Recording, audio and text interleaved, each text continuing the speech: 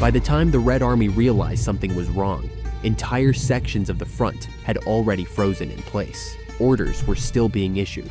Maps still showed progress, but men hesitated where they hadn't before. Units slowed in open ground that artillery had never touched. Whatever was stopping them wasn't visible from the trenches. It was waiting beyond them. The officer had been exposed for less than a minute. He stood beyond the trench line, shouting orders to exhausted men, unaware that his voice carried farther than it should have. When he turned his head, the sound ended with him. His body collapsed into the snow.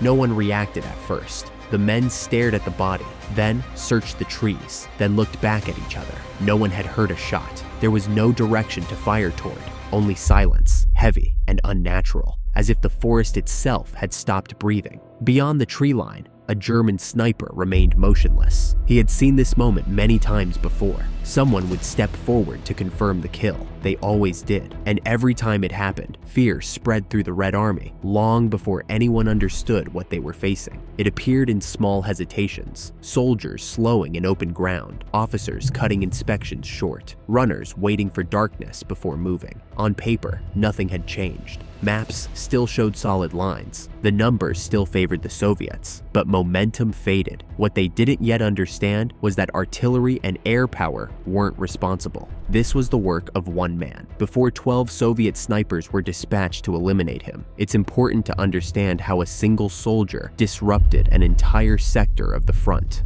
What made him effective had little to do with his rifle. It was something most soldiers never noticed. The Eastern Front stretched across forests, marshes, and open plains where entire units vanished without explanation. Weather killed as reliably as bullets. Exposed skin froze in minutes. Vehicles sank into mud and never came out. For snipers, this chaos created opportunity. Visibility shifted constantly. Terrain punished mistakes. A single misstep could expose a silhouette against snow or sky. One careless movement could erase hours of preparation. The German sniper understood this instinctively. Long before the war, he had learned how to remain still for hours without shifting, how to observe without being seen, how to notice details others ignored. Tracks that ended too cleanly, branches bent at the wrong angle, shapes that looked natural until they didn't. These instincts mattered more than accuracy. Accuracy was expected. Patience was not.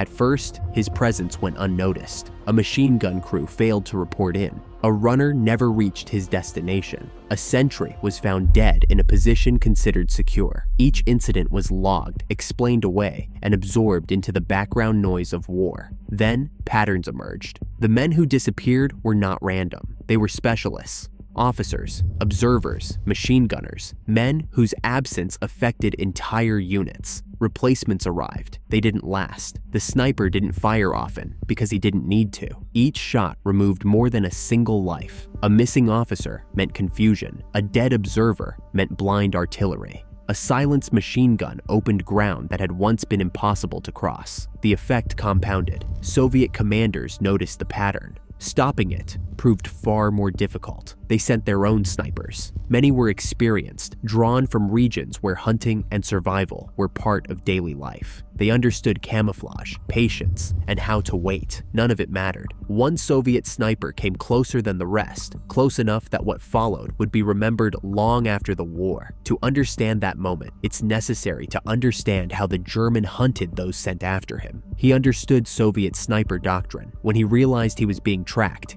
he allowed it to continue just long enough to identify the man following him.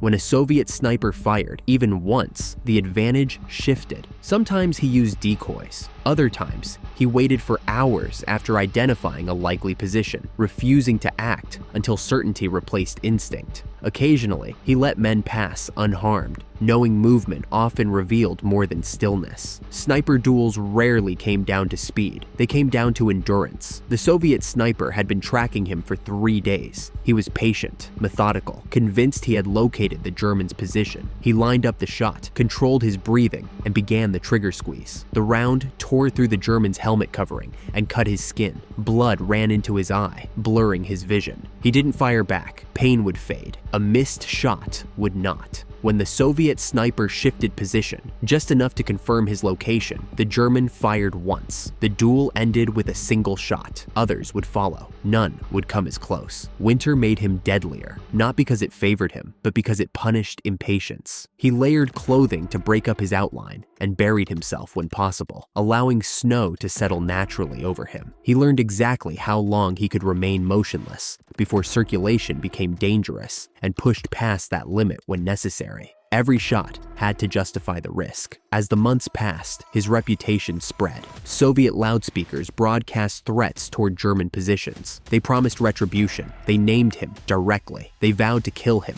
The broadcasts were meant to intimidate. Instead, they revealed concern. Soldiers don't threaten what they don't fear, and fear doesn't come from rumor, it comes from experience. Survivors spoke quietly about officers collapsing without warning, about the feeling of being watched when nothing moved. Orders were given, no one moved. His most dangerous mission wasn't killing, it came during a collapsing retreat. By late 1944, German positions were breaking unevenly. Communications failed. Artillery fire became constant. Retreats were ordered, reversed, then ordered again. During one withdrawal, the sniper was tasked with delivering messages after radio lines were destroyed. He moved alone across terrain, reduced to craters and debris, where water pooled among bodies and trees burned slowly in the dark. Soviet troops passed within meters of him. He didn't move. By dawn, dozens of German soldiers had withdrawn safely because of the orders he carried. They never knew his name. Germany surrendered. Units dissolved. Survivors were taken in vast numbers. The sniper was captured by men who already knew exactly who he was. Interrogations followed. They asked how many he had killed. To some, he was a criminal. To others, a legend. One question returned again and again. How many did you kill? The number itself was irrelevant. What mattered was what followed each shot, the hesitation, the fear, the paralysis that spread long after the bullet landed. Years later, he returned, older, quieter, changed. The rifle was gone, but the habits remained. By the time Soviet command grasped what had gone wrong, the outcome was already sealed. The men they sent never found a target. They watched quiet ground, followed trails that led nowhere,